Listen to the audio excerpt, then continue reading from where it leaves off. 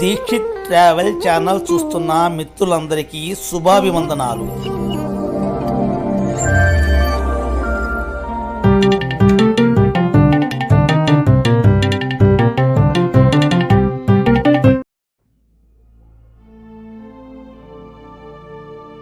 శ్రీకూర్మం ప్రపంచంలో ఒకే ఒక దేవాలయం. మిత్రులారా, నా ఉత్తరాంధ్ర యాత్రా భాగంలో ఇది నా 7వ వీడియో. మనం ఇప్పుడు శ్రీకాకుళం జిల్లా శ్రీకాకుళం పట్టణానికి 17 కిలోమీటర్ దూరంలో శ్రీకూర్మం అనే గ్రామంలో ఉన్న శ్రీ కూర్మనాథ క్షేత్రంలో ఉన్నాము. ఇక్కడికి మేము శ్రీకాకుళంలోని అరసవల్లిలో కొలువై ఉన్న శ్రీ సూర్యనారాయణ స్వామి వారి దర్శనం అనంతరం ఇక్కడికి చేరుకున్నాము. అరసవల్లి నుండి శ్రీకూర్మం 30 నిమిషాల ప్రయాణం. సూర్యనారాయణ స్వామి వారి వీడియో పార్ట్ 6 లింక్ కింద డిస్క్రిప్షన్లో ఇచ్చాను, చూడండి. శ్రీ మహావిష్ణువు అన్ని అవతారాలలో దుష్ట శిక్షణ జరిగింది, కానీ కూర్మావతారంలో మాత్రం అలా జరగలేదు. క్షీరసాగర మదనంలో కూర్మనాథునిగా అవతరించి అదే రూపంలో స్వయంభూగా అవతరించి పూజలు అందుకుంటున్న ప్రపంచంలో ఒకే ఒక ఆలయం శ్రీకూర్మం.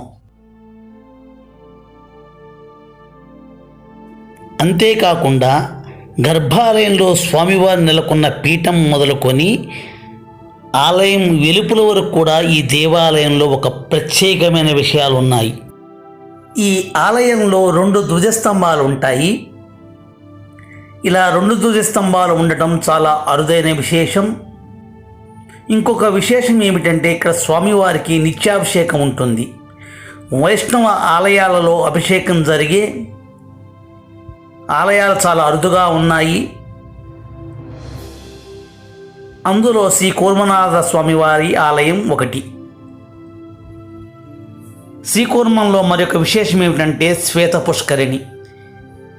ఈ పుష్కరిణిని మహావిష్ణువు యొక్క సుదర్శన చక్రం వలన ఏర్పడి ఆ పుష్కరిణి నుండి శ్రీ మహాలక్ష్మి గరుడ వాహనంపై ఉద్భవించి ఇక్కడ శ్రీ కూర్మనాయికగా నిత్య పూజలు అందుకుంటున్నారు.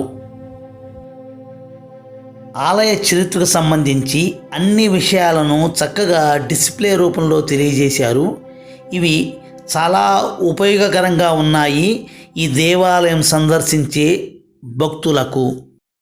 కూర్మస్వరూపుడు, వరాహరూపుడు, సృష్టి స్థితి సంహారము చెయ్యివాడు, విశ్వరూపుడు, ఆనందరూపుడు, సచ్చిదానందరూపుడు, సమస్త లోకములకు మంగళస్వరూపుడైన శ్రీ కూర్మనాథునికి నమస్కారములు. ఈ క్షేత్రమునకు సంబంధించిన ప్రస్తావనలు కూర్మ, పద్మ, విష్ణు, అగ్ని, బ్రహ్మాండ పురాణాల్లో కనిపిస్తాయి.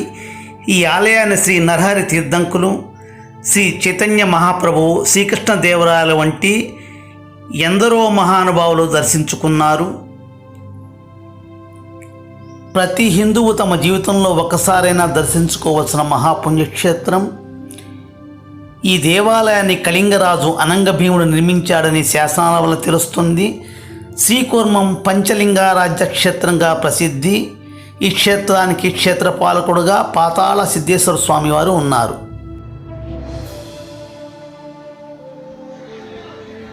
ఇది ఒక ధ్వజస్తంభం. దేవాలయంలో ప్రవేశించే మార్గంలో ఉన్నది.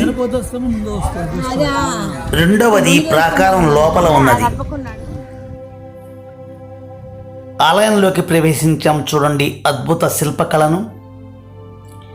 గర్భాలయంలో స్వామివారు మనకు ఎదురుగా దర్శనం ఇవ్వరు. స్వామివారు ఎడమవైపు గోడకు చివరగా పీఠంపై ఉంటారు. అంతకుముందు స్వామివారు గర్భాలయం మధ్యలోనే ఉండేవారట. శ్రీ రామానుజాచార్యుల వారు స్వామివారి ముందు కూర్చుని చాలా కాలం ధ్యానం చేశారట. భక్తుని కొరకు స్వామివారు గోడ చివరకు ఎడమవైపుకు జరిగారట. గర్భాలయంలో స్వామివారు ఒక పీఠంపై సాలగ్రామ శిలారూపంలో అడుగు ఎత్తు, 5 అడుగుల పొడవు, 4 అడుగుల వెడల్పు ఉండి ఉదర భాగం ఎత్తుగాను శిరస్సు భాగం పడమర వైపు కుడివైపు చందని తోకతో నిత్యం చందన లేపనంతో మనకు దర్శనమిస్తారు. స్వామివారి దర్శనం అనంతరం బయటికి రాగానే చుట్టూరా ప్రాకార మండపం ఉన్నది. ఈ మండపం దేవాలయం చుట్టూరా ఉన్నది. ఇది ఈ దేవాలయంలో ఉన్న ప్రథమ ధ్వజస్తంభం. ఈ ధ్వజస్తంభం వైపు స్వామివారి శిరస్సు ఉన్నది. స్వామివారి కళ్ళు పడమర వైపు చూస్తాయట. అందుకే శిరస్సు వైపు ఒక ధ్వజస్తంభాన్ని ప్రతిష్ఠించారు. రెండవ ధ్వజస్తంభం మనకి ఎంట్రన్స్లో కనిపిస్తుంది. ఆ ధ్వజస్తంభం స్వామివారి తోక వైపు ఉన్నది. ఈ ప్రాకారంలో 108 రాతి స్తంభాలు ఉన్నాయి. నల్లని గ్రానైట్ రాతితో ఒకదానితో ఒకటి పోలిక లేకుండా చక్కటి శిల్పకళతో ఉన్నాయి. నేటికి సజీవంగా ఇవన్నీ కూడా గాంధార శిల్పకళతో నిర్మించారు. మండప గోడలపై చక్కటి పెయింటింగ్స్తో కూడిన చిత్రాలు ఉన్నాయి. ఈ పెయింటింగ్స్ అన్నీ కూడా అజంతా ఎల్లోరా గుహలలో ఉన్నట్టుగా సహజ సిద్ధమైన రంగులతో ఉన్నాయి.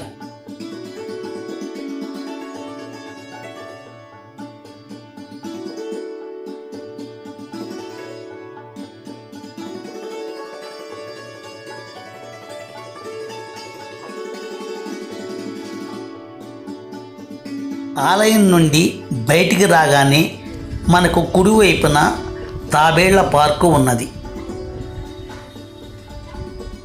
ఈ పార్కులో చాలా తాబేళ్లు ఉన్నాయి. ఇక్కడ వాటి ఆహారం కొరకు భక్తుల నుండి విరాళాలు సేకరిస్తారు. తాబేళ్లకు ఆహారంగా వెజిటబుల్స్ పెడతారు.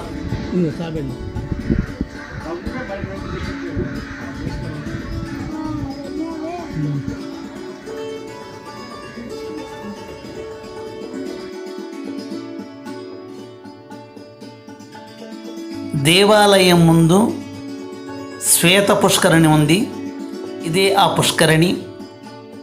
మహావిష్ణువు సుదర్శన చక్రం చేత ఏర్పడినది.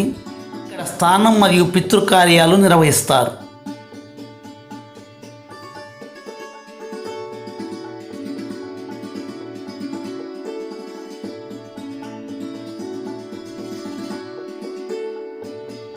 శ్రీ కూర్మనాథ దేవాలయానికి సమీపంలో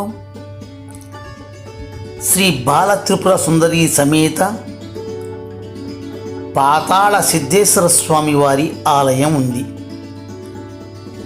ఈ దేవాలయం కూడా చాలా పురాతనమైనది.